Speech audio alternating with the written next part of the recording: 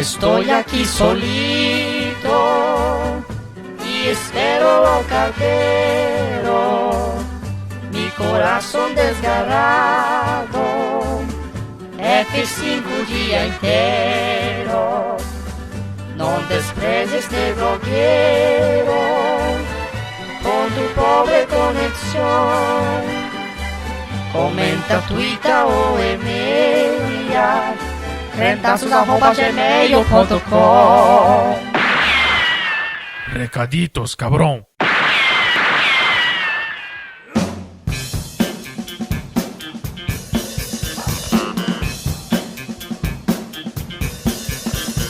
Recaditos de número 94 sobre o Podcrente Desigualdade Social, onde a gente recebeu o pastor Antônio Carlos Costa e o pastor Bebeto Araújo para falar sobre o tema. E recebendo hoje, né, como se fosse novidade, Tamires. Olá, Tamires. Olá, Jonathan, tudo bem com você?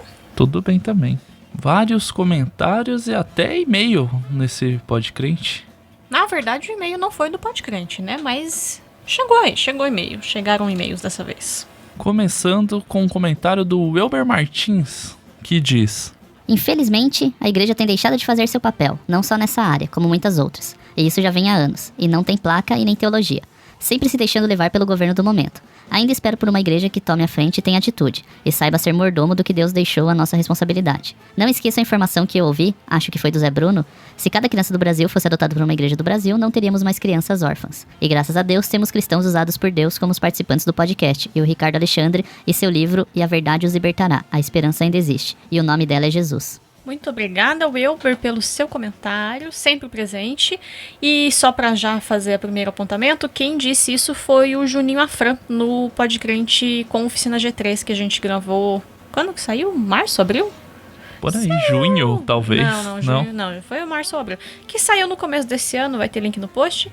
Quando eu falei sobre a adoção, né, sobre o processo do filho, quando ele tava comentando a música O Tempo, que ele escreveu pro filho dele e tudo mais, a gente entra um pouco nesse assunto e aí ele traz essa informação, né, de que se cada criança fosse adotada por uma igreja, nem por uma pessoa da igreja, né, por uma igreja como um todo, já não teriam mais órfãos. E, inclusive, fazendo já o jabá, há 4 dias atrás saiu um telescópio sobre adoção, né, então fica aí pra quem ainda não ouviu a indicação do telescópio discutindo. Nós estamos como convidados, não é mesmo, Jonathan?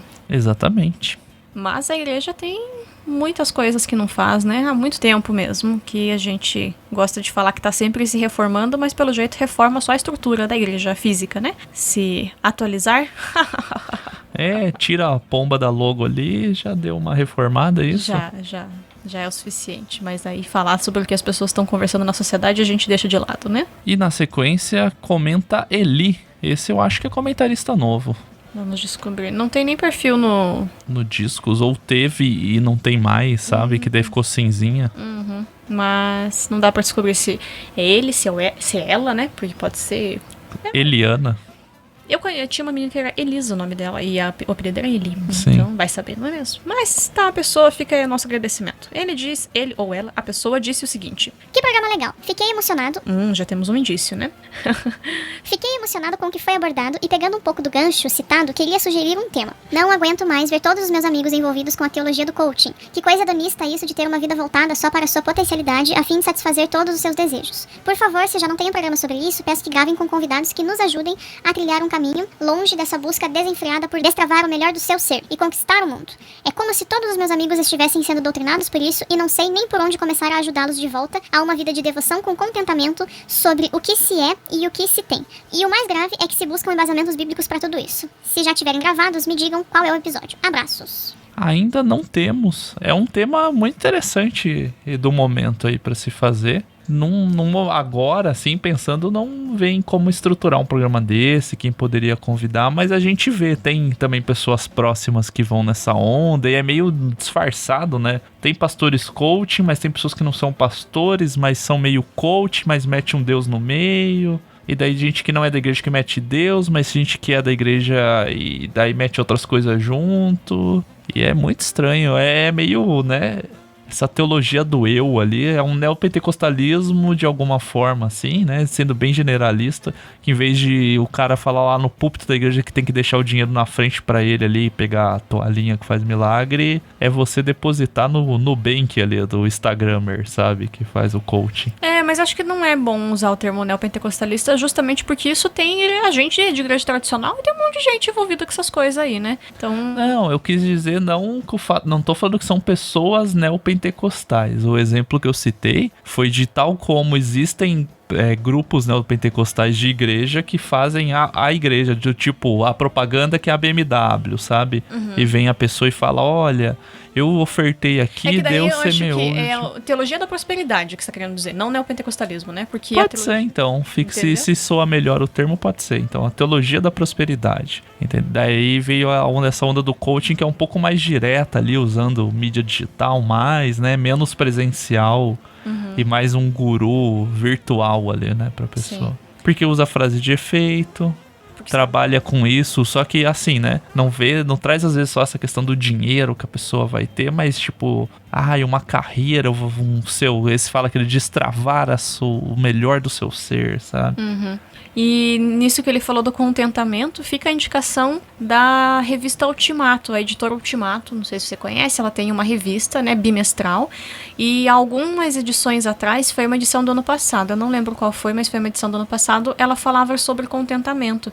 E a Ultimato vende edições antigas avulsas, então você não precisa ser assinante da revista para ter acesso, você consegue entrar no site da editora e comprar as edições do ano anterior avulsas. Eu acho que custa menos de R$10, é bem barato, assim. E foi uma edição muito boa sobre o contentamento, então talvez você pode começar a se embasar sobre esse assunto para daí você poder ajudar os seus amigos. E tem muitos livros sobre disciplinas espirituais, né, que ajudam também a gente ver a questão do contentamento, a questão da gente viver mais próximos de Deus. Tem um que tá super em alta, eu não li ainda o Mateus. Beijo, Mateus, me emprestou. Você é aquilo que você ama, você é aquilo que ama. É um dos livros que fez bastante sucesso em 2019 e 2020 sobre essa questão de disciplinas espirituais, sobre proximidade com Deus. Então talvez ler sobre esse tipo de coisa também te ajude a ter mais base para conversar com os seus amigos a respeito. Contentamento é um programa que tá na nossa lista faz um tempo para gravar. Talvez entre aí, dar uma juntada dos dois ali para fazer um contraponto, quem sabe. Na sequência, o Edson Machado deixa um comentário curtinho, direto ao ponto. Ele que está sendo levado por uma tempestade com seu guarda-chuva na praia, diz: gente, que programa lindo, maravilhoso, obrigado, só para falar isso mesmo. De nada, a gente adorou o programa, obrigado pelo seu comentário também.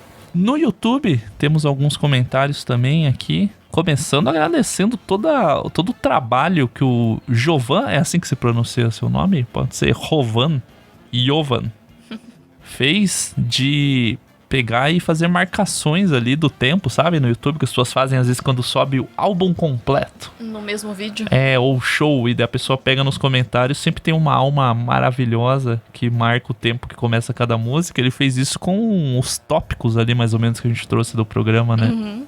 Mas deixou os comentários também dele. Você quer ler os comentários dele, fazer um apanhadão ali?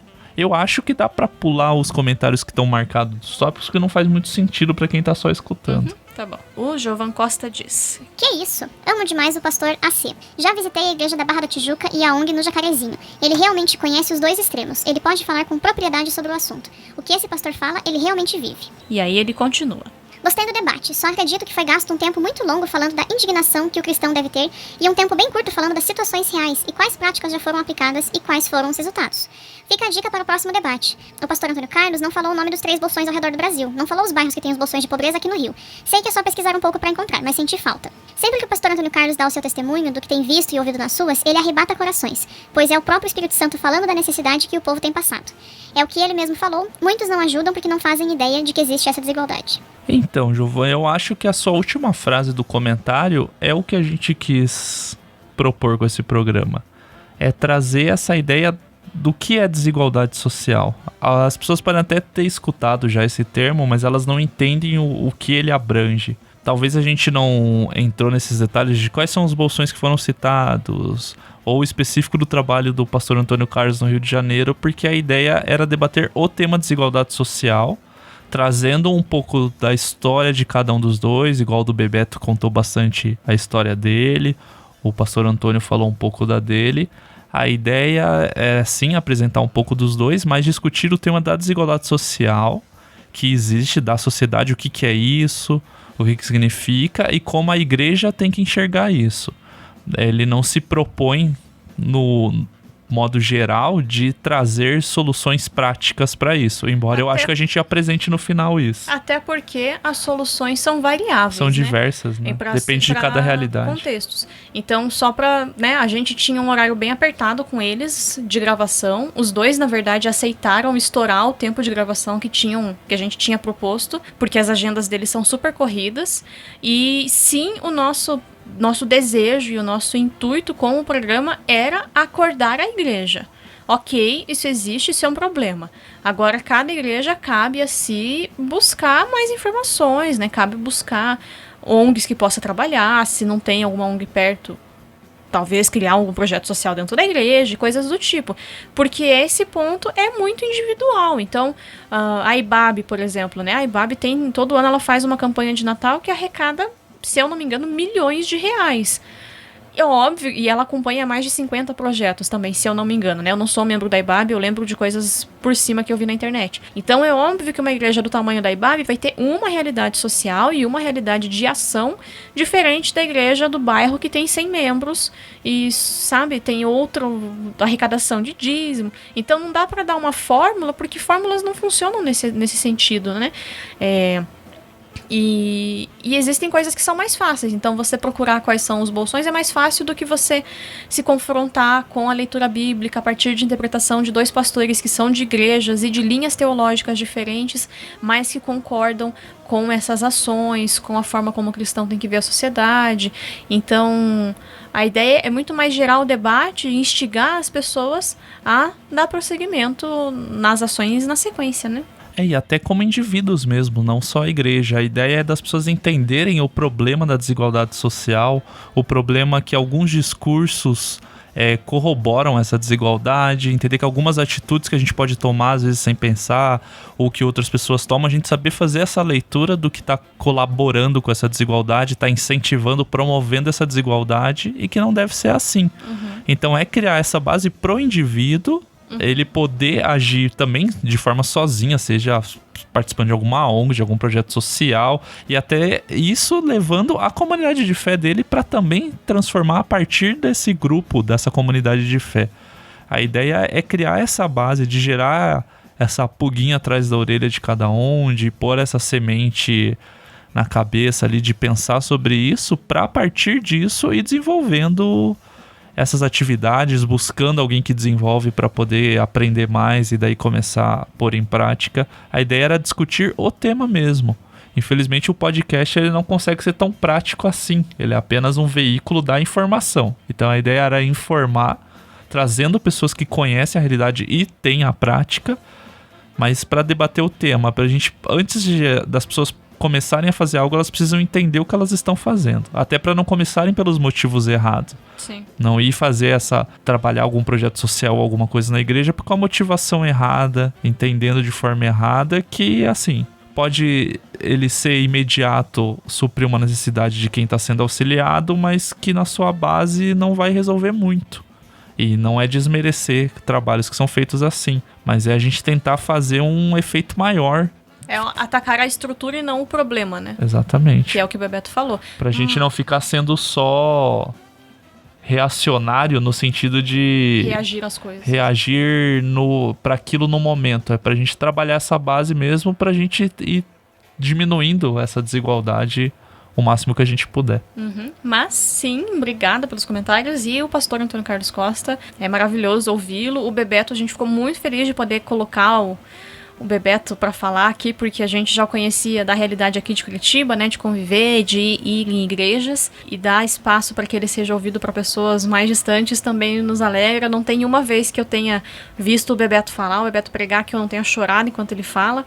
Então é bom ver homens, e com certeza existem mulheres também, mas a gente não tem tanto acesso assim, que estão ali na labuta fazendo a vontade de Deus e lutando contra as injustiças que existem na nossa sociedade, né? E na sequência, o Adriel Marques também deixou um comentário dizendo: Bom conteúdo. Deixo aqui a recomendação de um livro interessante que eu li recentemente sobre como a igreja pode trabalhar para diminuir as desigualdades. Ministérios de Misericórdia, o chamado para a Estrada de Jericó, do Tim Keller. Lá ele trata da importância desse tema, com base na parábola do bom samaritano, e explica algumas formas que a igreja pode se organizar para tratar essa questão. Muito obrigada pelo comentário e pela indicação. O povo gosta muito do Tim Keller, né? Nunca li nada dele, confesso. Talvez vão tirar minha carteirinha de progressista do Twitter, mas confio na opinião das pessoas que indicam ele. Ele parece ser um bom autor, um bom pregador também. Então, fica aí. Sim, até pra gente a dica. Então, por isso eu agradeci. Uhum. Pra eu ir atrás mesmo.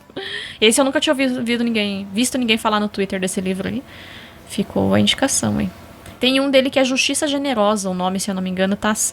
Eu acho que tem no Pilgrim ou na Amazon, porque eu tenho o Amazon Prime, daí tá disponível de graça pra ler. É um dos dois lugares, eu acho que é no Pilgrim. E quero muito ler, porque o Chris Fiore já indicou esse livro, falou que é muito bom. Também do Tim Keller. E pra fechar, o jovem ali.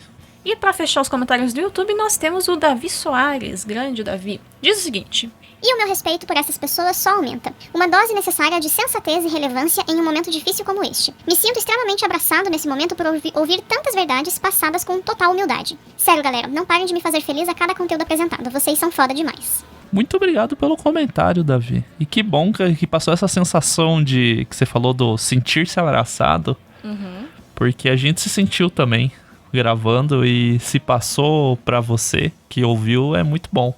Deu certo. Mas então, eu confesso que quando eu li ali o Total Humildade, eu lembrei do Humildade Total em Cristo. isso. Beijo, Douglas.